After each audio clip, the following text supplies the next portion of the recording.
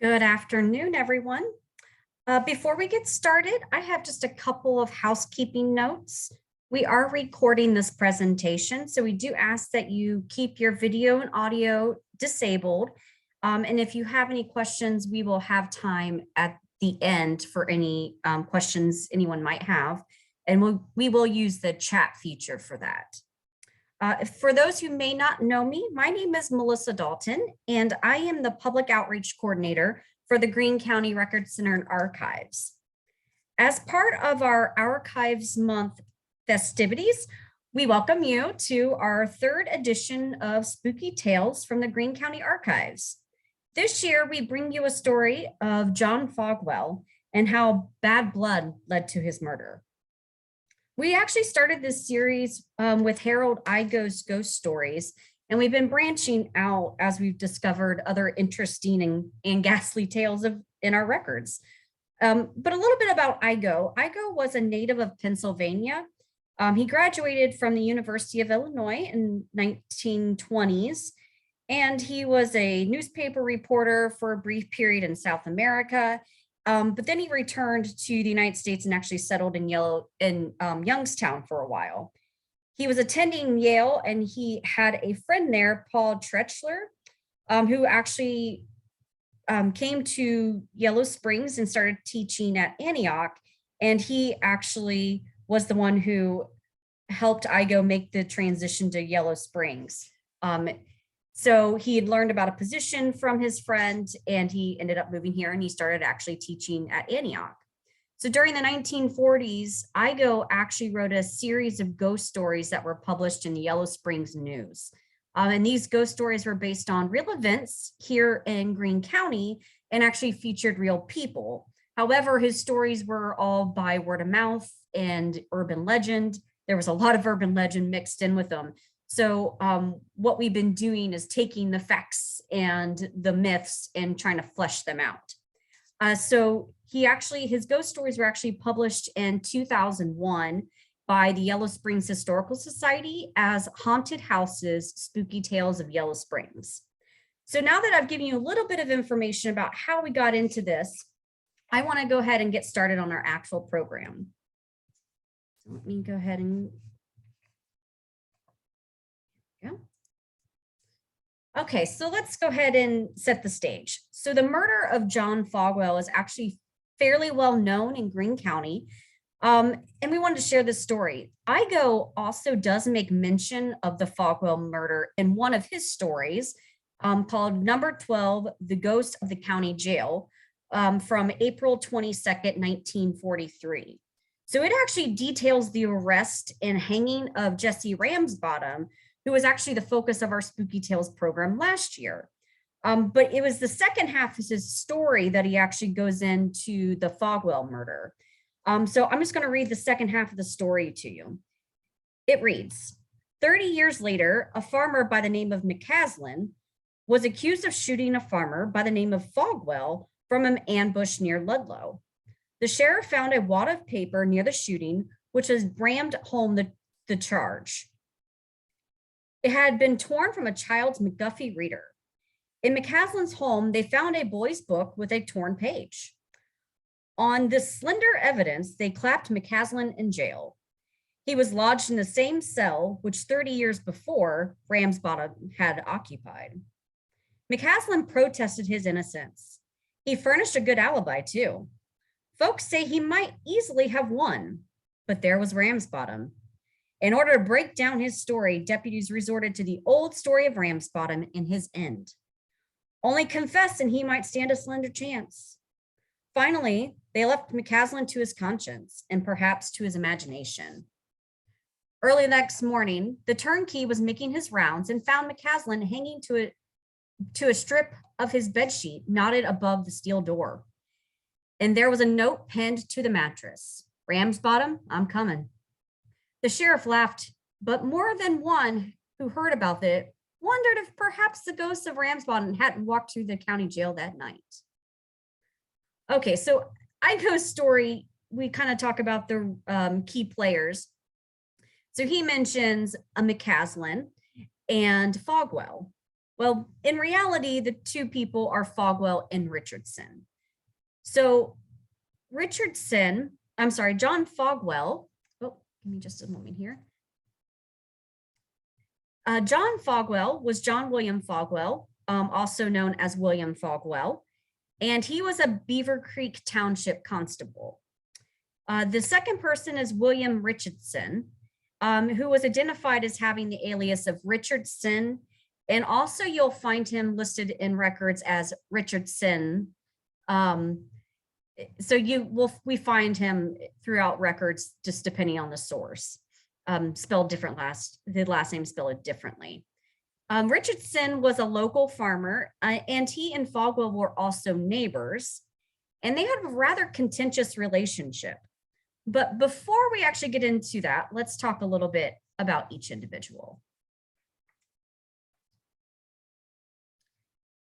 John William Fogwell was born in 1841, and he grew up working on the family farm in Beavercreek Township.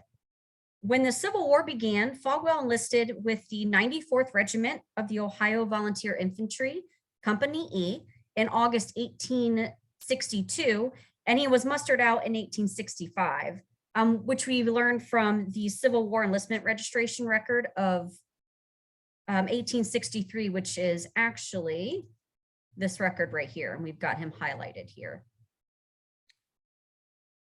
After the war, Fogwell actually returned home and he began working on the family farm again. According to the 1870 census, which we have right here, and we've got the Fogwell family outlined, it actually lists his father as infirmed. So we assume that likely Fogwell Jr., his son, John, likely was still working on the family farm to help out since his father was likely not in good health. And about a year later, December 16th, 1871, John Fogwell married Josephine Penawit, and that is this record right here. This is Marriage Record Volume 5. And on March 12th, 1872, they actually welcomed their only child, William E Fogwell.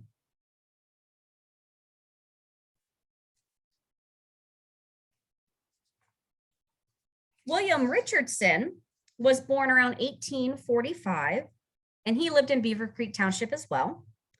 He also enlisted in the 94th Regiment of the Ohio Volunteer Infantry, Company C, and he was mustered out on June 5th, 1865. Now, Richardson married Rebecca Jean Wolfe on November 2nd, 1865, which we have right here. And according to the 1870 agricultural census, I was actually unable to find him on a regular population census. And it's likely due to the fact that when I was looking at some of the records, it stated that he had moved out of Greene County and was living elsewhere, but he was still owned property here. So it's possible that he wasn't actually living here at the time. He just still owned the property. So we were able to find him. So we have him right here listed on the agricultural census, and he owned about 72 acres, raised Indian corn and oats, had a couple of horses, some milk cows, and had a few pigs. So it wasn't a very large farm when you really think about what most people had back then. William and Rebecca had 4 children, Margaret B., Mary Ellen, William Osborne, and Jacob Oliver. So now that we have a little bit of backstory of the two men, I wanted to kind of give you an idea about their relationship. So the two men in the story were both residents of Beavercreek Township, and they lived adjacent to one another. So on the slide here, you see I've outlined the 2 properties. This is actually the 1874 census. And so we have Richardson's property here, and this is the Fogwell property. Richardson's property was in Town 3, Range 7, Section 9. So you can see that this is the Section 9 right here. And it was located between the Stein and Bovey properties. And then Fogwell's property, it was actually his father's, which we saw on that last slide in that census. And he was in the town 3, range 7, section 14. So section 14 ends right on he's right on the border there of section 8. It was only about 7.75 acres. It's actually listed there too. And it was on the corner of the Harner property. So both properties bordered the road, which you can see coming through here. And that was Fairfield Road. There are actually several newspaper articles that account that Richardson was a bit of a terror in the neighborhood. We actually have one here from the Xenia Gazette from 1872. And they don't really say what he was doing and how he terrorized his neighbors, but they state that he should have been imprisoned a long time ago. But there's really no information as to what was happening amongst the neighbors that this was mentioned in the newspaper articles. So we're not really sure what was going on. Now, as I stated earlier, Fogwell and Richardson actually served together during the Civil War. Again, it was the 94th Regiment of the Ohio Volunteer Infantry, Company C, and they both enlisted in August of 1862 and served about 3 years. So we actually have here the roster of Ohio troops, and here's William Fogwell's entry, and here's actually William Richardson's entry. Fogwell was injured during the war and was discharged on a surgeon's certificate of disability at Camp Dennison, Ohio in June 1865. And there was a rumor that Richardson actually deserted at one point and was arrested and brought back to his regiment to complete his term. He was then mustered out in June of 1865, but earlier, so June 5th, 1865. And their service record is, like I stated, it is documented in this register. And along with this, so we know that they served together, so they must have had some sort of relationship. But again, you get these little tidbits from the newspaper articles that make you think that there was a lot more going on between the two of these two gentlemen. There are several articles that indicate that Fogwell took many opportunities to berate Richardson for his desertion during the war. So even in later years, he would kind of harass him about that. And it's likely that this continuous criticism and continual badgering about this Civil War desertion only fueled growing tensions between the two and increased that bad blood.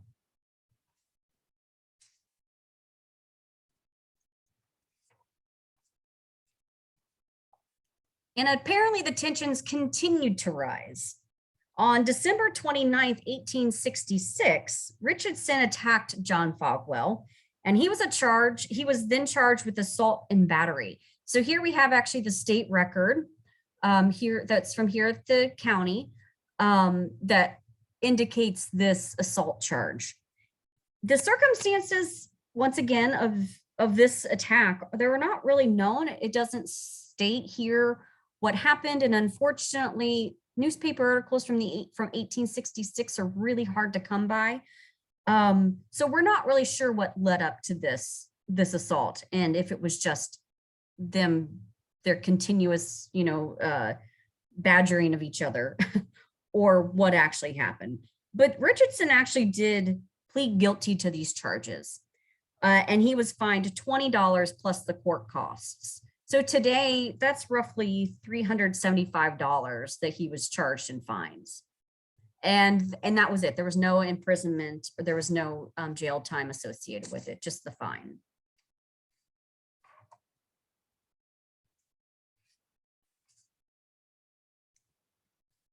We don't have any access to any sorts of arrest records or anything like that from the 1860s. But again, the newspapers can kind of help provide a little bit, or help maybe fill in a little bit of the story. So according to the newspapers, it seems that Richardson might have been arrested by Fogwell at one time. He was a constable. And so they said that he was being charged with many misdemeanors throughout his, throughout that time period. What these misdemeanors were, what these charges were, again, are not identified. But apparently these two, even now, were having issues. And these, again, like I said, these charges aren't known, but there is a claim that around the time of the murder of Fogwell, there was actually an arrest warrant issued for Richardson, and it was Fogwell who was to fulfill that arrest warrant. So we can see that the tensions are continuing to rise here.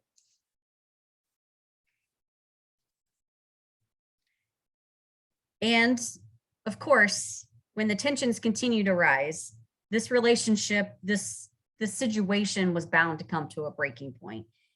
And it did one day. On October 30th, 1872, John Fogwell had gone to Dayton to get a few barrels of cider. And on his way back, he wasn't too far from home. He heard a noise from a fence row. So he was, from what we've learned by the records, they actually, we'll show you some more here in a minute. He was along probably Fairfield Road. He had turned to look and thought he saw someone moving near the fence corner. So while he was facing the fence corner, he claimed to see a flash of light and heard the firing of a gun. He felt the bullets hit him in the side, and he actually fell into his wagon between the barrels of cider.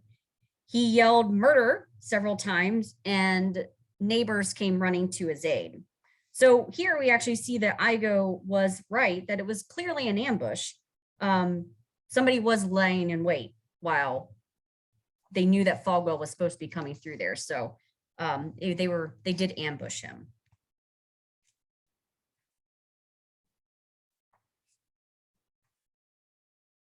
So John Fogwell was taken to a neighbor's house to be cared for.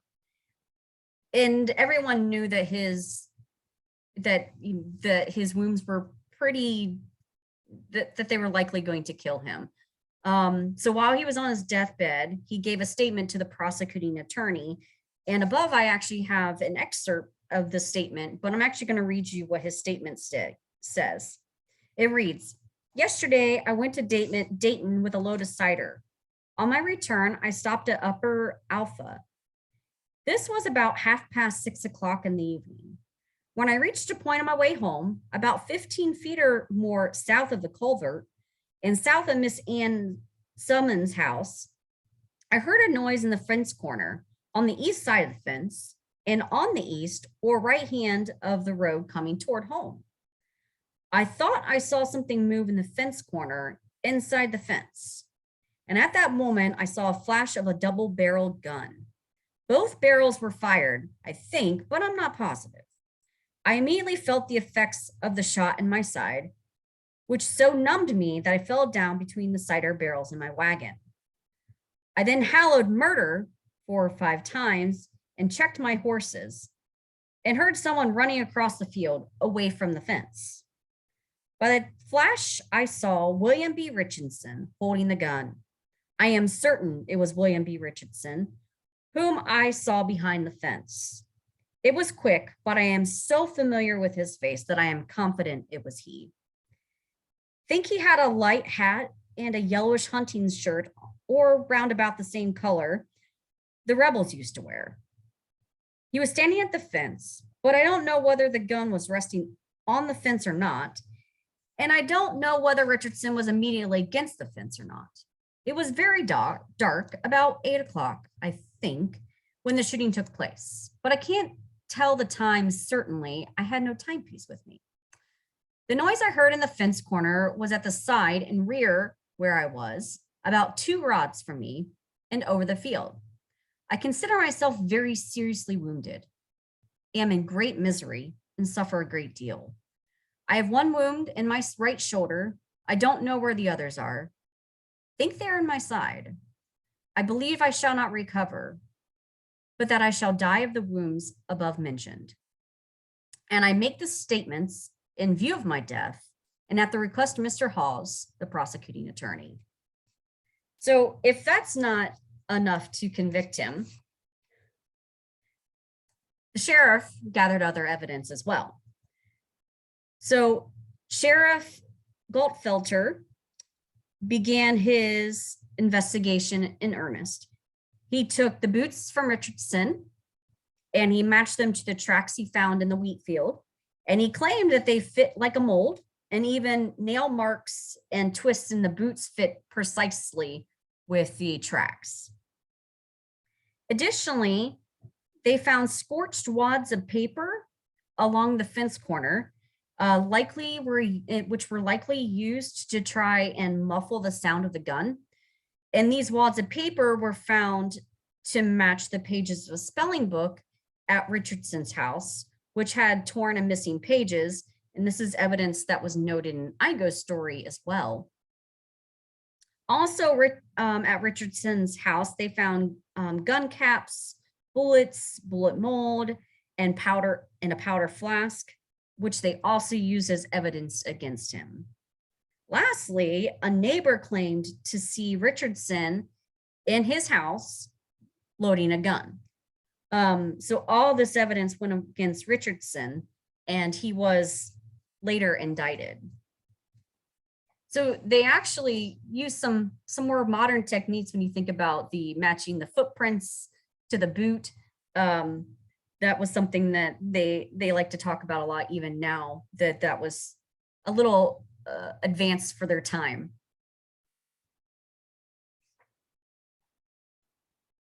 So Richardson was arrested the following day, so on October 31st, 1872, and he was taken into custody without any resistance. According to one report, he stated, "I can face the music." Richardson was charged with shooting with intent to kill, with the knowledge that Fogwell likely would not recover. When he faced the magistrate, his bail was set at $10,000, which is roughly $219,000 today. And of course, he was unable to make that bail, which was pretty high at that time for anybody, and he was remanded until his trial. Subsequently, William Fogwell died on November 8, 1872, just 10 days after he was shot. And so this is a newspaper article from the Wilmington Journal that just demonstrates the Richardson's arrest and his bail being set.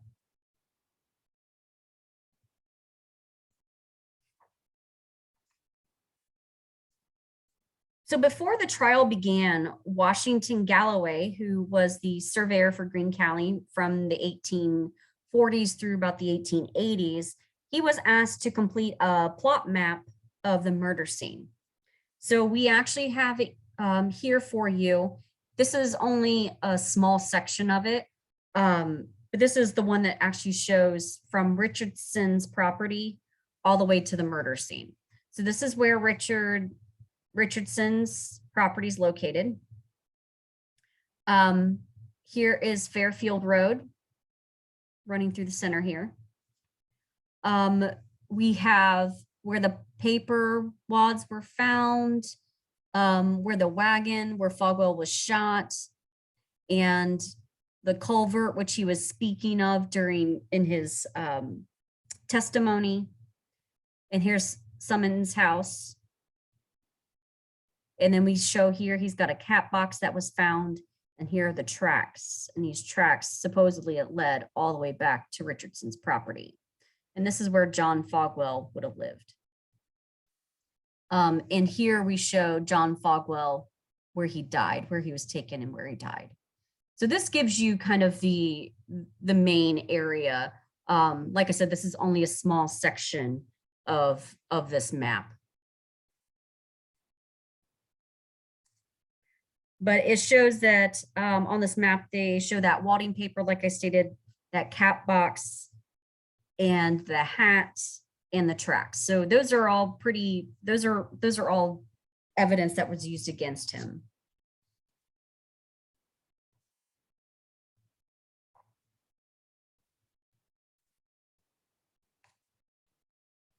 So Richardson's trial started on November 25th, 1872. He pleaded not guilty to the charges of murder in the first degree. And like many court cases, and more so even murder cases of the 19th century, it was quite the spectacle. Residents from all over the region packed the courthouse to hear testimony, to catch a glimpse of the accused. And Washington Galloway was one such spectator, and he actually wrote about the trial in his personal diary. Now, the personal diaries of Washington Galloway are actually held at the Greene County, Ohio Historical Society, and they have graciously given us copies. So we have some used copies, which I'm using here today. But if you ever want to see the real thing, you can actually go to the Historical Society. So this actually reads Monday, March 24th, 1873. So this is later in the trial, because it was continued at one time, but it reads, the morning went to the office and was there nearly all day. Was in the courtroom, some listening to the Richardson trial. The evidence on part of the state closed today, and that of the defendant began. All the testimony to this time is very strong against the prisoner. So even here you have Galloway, who's saying that he doesn't think it looks good for Richardson.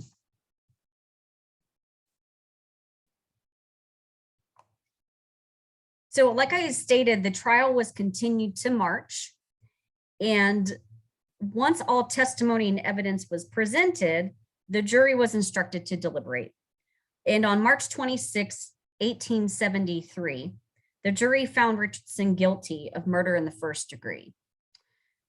However, there was a twist here. Richardson's attorneys immediately filed a motion for a new trial. There were many reasons for this, but one major reason was that supposedly one of the jurors spoke about the trial and the evidence against Richardson while he was away from the court. So he was at home or something and was telling people about the trial. So therefore, the court did rule in favor of Richardson and his attorneys, and he was granted a new trial. And so it was slated to begin in June 1873. So here we actually have an excerpt from the state record that shows the motion for the new trial. So the verdict here, and then the motion for the new trial, and then that it was granted right here. So all that's on that one page.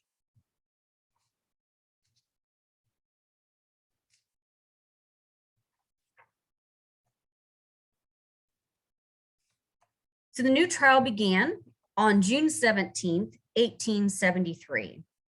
The trial lasted about 9 days, and with closing arguments being heard on June 25th, 1873. Once the closing arguments were heard, the new jury was left to deliberate once again. And again, the jury returned with a guilty verdict of murder in the first degree. Richardson's attorneys again filed for a new trial, but this time it was overruled. Richardson was sentenced to remain in jail until he was to be hanged on October 17th, 1873. So on the screen, you'll see the sentence hearing or entry, sentence entry here, and it indicates that he was sentenced to death by hanging.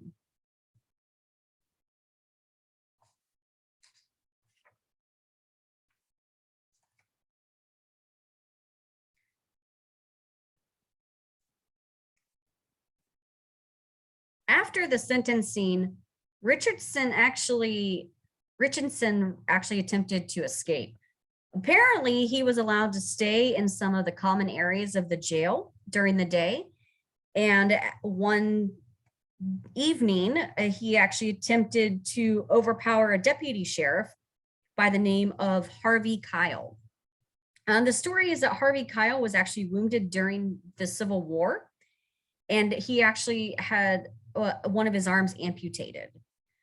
Richardson believed he could overpower him, and then a struggle ensued. Richardson almost got away, but Kyle was able to throw Richardson off of him and run to the door, and was able to lock Richardson into the jail from the outside. After this failed attempt, he then tried to starve himself to death. He refused to eat any of the food that was brought to him, and would just leave it in his cell. And so it was about a 16-day hunger strike that he went on.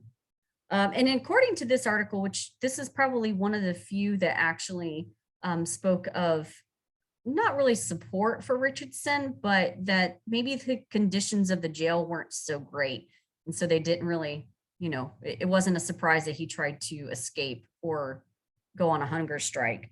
It claims that the conditions were inhumane, that he was shackled and handcuffed at all times and treated cruelly. But there also are other articles that stated that, after this incident where he tried to escape, he was then shackled and handcuffed at all times because of that. So the details are not quite clear. So it's not really clear how bad the conditions really were at the time. But it's the 1860s and 1870s. So you can't really, most people don't expect them to be very humane conditions for a jail at that time.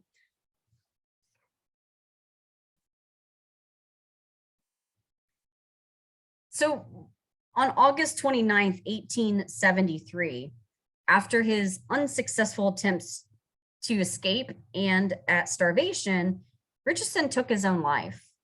He secured a bed sheet to the door and he hung himself. The court record from the state court record actually notes in the final entry, which I've highlighted here, that Richardson committed suicide by hanging himself to the door of his cell. And after that, they said basically there was nothing further for them to do and the case was closed. They didn't have to do anything else. So seems to be very little, else said there. But something of interest was that he left a pretty lengthy note for his wife. So as Igo indicated, at the beginning of the story, he had left a note, but the note didn't say Ram's Bottom, I'm coming.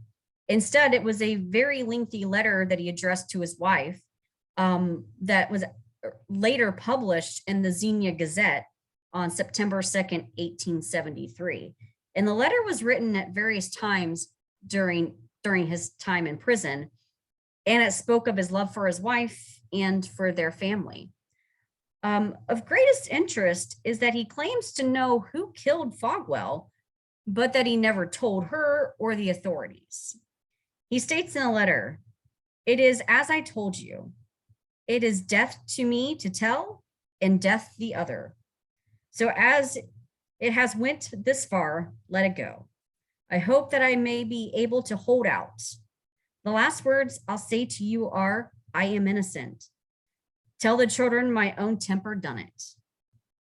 So on that interesting ending, I'm kind of curious if anyone else has their doubts. So do you think Richardson actually killed Fogwell? Do you think he was just the fall guy? Do you think this was just an attempt to maybe tell his wife that he wasn't the one who did it and one last ditch effort? I don't know. So I don't know if we'll ever know, but he did maintain his innocence to the end.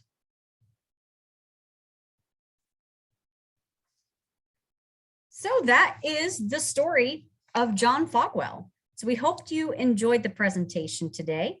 As we did record the program, we will link the recording and it will be shared within the next couple of days. So be sure to watch our Facebook page for the link. And if you want to learn more about mysterious murders and crimes in Greene County, I highly recommend that you check out our blog. We've written several blog posts over the years that tell some pretty interesting tales, and we'll probably be sharing some of those throughout the month anyway. So just be sure to watch out for them. And if you don't already follow us, we have several social media accounts, and we encourage you to follow and subscribe. You can find us on Facebook, Instagram, Twitter, YouTube, and Flickr. So thanks again for joining us today, and I'd like to open it up to any questions.